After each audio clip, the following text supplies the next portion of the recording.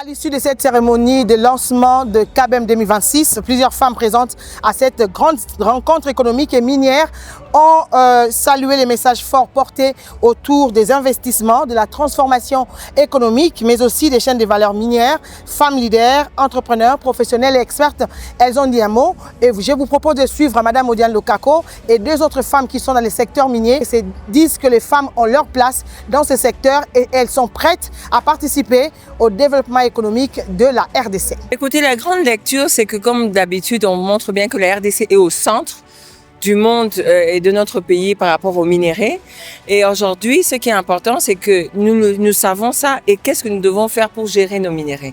Parce qu'à chaque fois, le grand souci, c'est que les minéraux de la RDC partent ailleurs. Mais il faut aussi que ça bénéficie à la population congolaise. Ici, nous sommes à Kolwezi, que ça bénéficie aux gens qui vivent et pour tout le pays.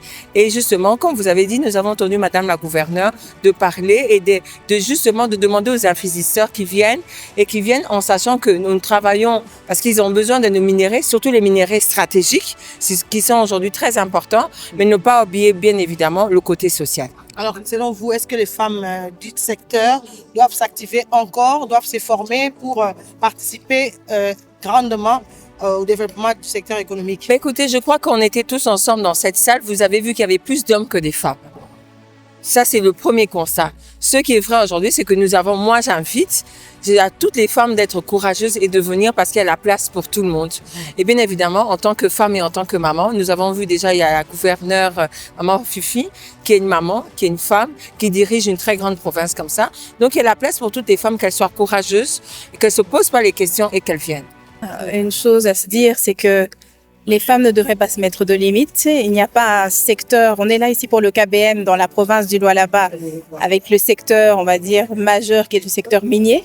Les femmes ne devraient pas se limiter par rapport à ce secteur-là. C'est un secteur ouvert à tous les genres, autant les hommes que les femmes. Et donc voilà, les femmes devraient contribuer au développement de ce secteur. Et donc voilà, c'est un moyen pour les femmes de s'insérer dans le développement de ce secteur, c'est de se former, de se renseigner sur les avancées de ce secteur.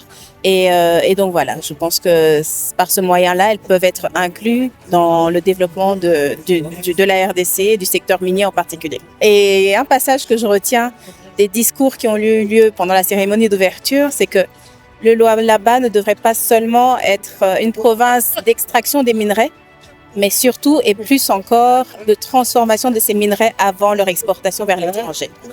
Je dirais c'est beaucoup plus de s'entraider entre femmes. La femme a un pouvoir qu'elle ignore et s'impliquer dans ce qu'elle fait du mieux qu'elle peut. Ouais. Alors, dans votre entreprise, il y a aussi des femmes qui... Bien sûr, la majorité sont des femmes. Ok. Ouais.